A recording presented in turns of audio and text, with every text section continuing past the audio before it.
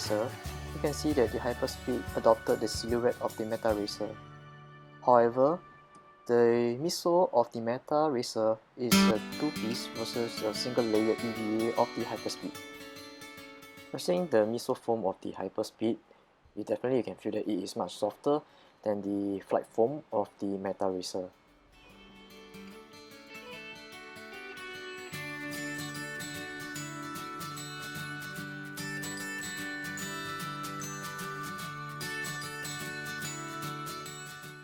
Both the Metaracer and the Hyperspeed had bevel heel as shown.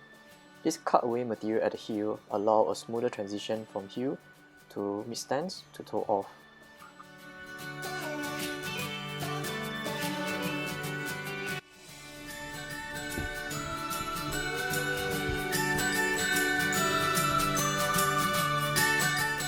For the outsole track pattern, you can see that the Hyperspeed has more deeper lugs.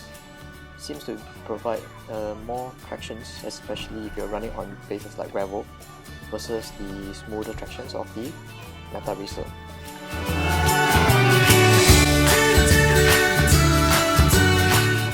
Do take note that unlike the previous iteration of the Hyperspeed, the insole of the new Hyperspeed is not removable, it is glued to the midsole.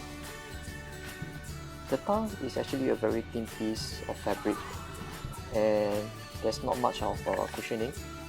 I guess this is the reason why this helps to keep the weight down for the shoe, and basically this is a racing shoe. In the eyelets, you can see there is an additional pair of eyelets for those who want to do additional lock lace method for a better heel secure fit. And the heel collar is lightly padded, so as expected from a racing shoe.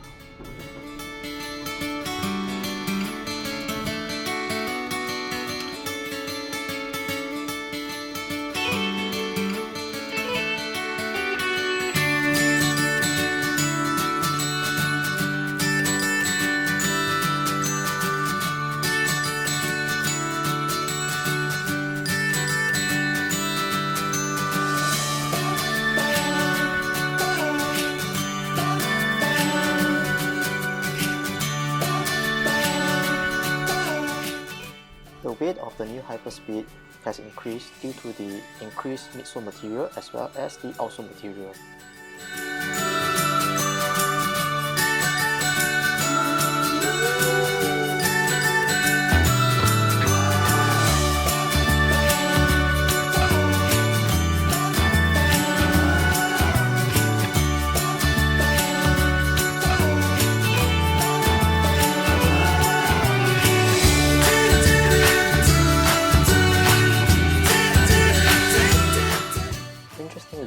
When I hold both shoes on my hand, I feel that the Hyperspeed is slightly lighter, slightly because there's no carbon plate and because of the EVA foam versus the Metaracer, which you have a firmer foam and a carbon plate in the forefoot.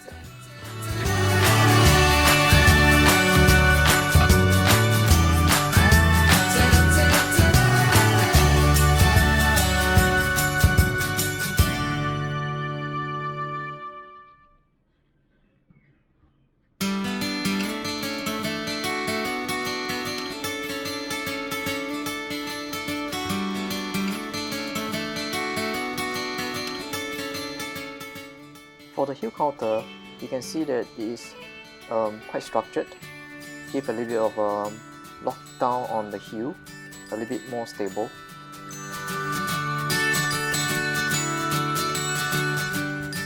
Because the Hyperspeed does not come with a forefoot carbon plate, therefore you can see that the forefoot is more flexible and more forgiving for most runners.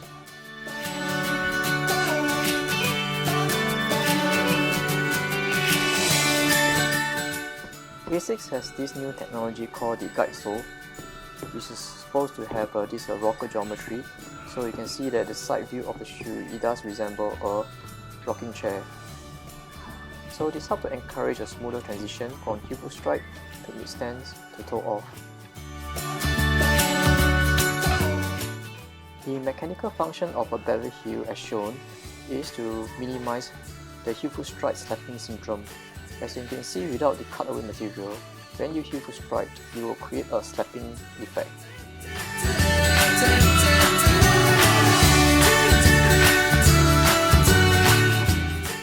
For the Metaracer, you can see that the rocker shape is very aggressive, as well as the bevel heel. You can see there's a lot of heel material being cut away.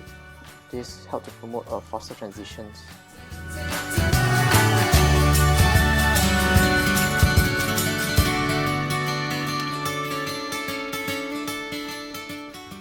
As for the Metaracer, you can see that it adopted the Metaracer silhouette. Again, aggressive rocker shape and a bevel heel.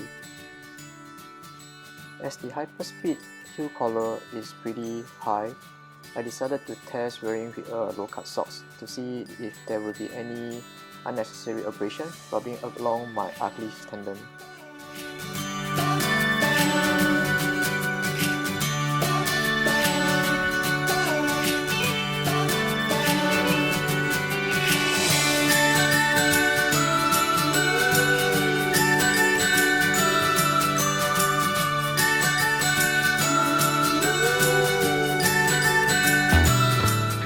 I'm wearing a true to size 7.5 in US, and there's enough space from my longest toe to the tip of the shoe. There's space for my toes to wriggle, although it's not very wide. It's more of a snug fit because this is a racing shoe. Fitting wise, for me, it's just nice. I feel secure.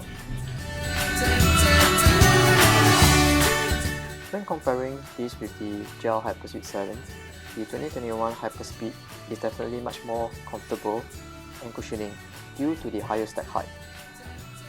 As I rock forward, I can feel the additional cushioning effect underneath the ball of my foot. And with a low drop of 5mm geometry, this is definitely a all-rounder shoe for those who want to do heel foot strike, to mid foot strike, to forefoot strike. Definitely a good training companions beside the Metaracer, as well as a day racing shoe for 5K up to marathon depending on your fitness.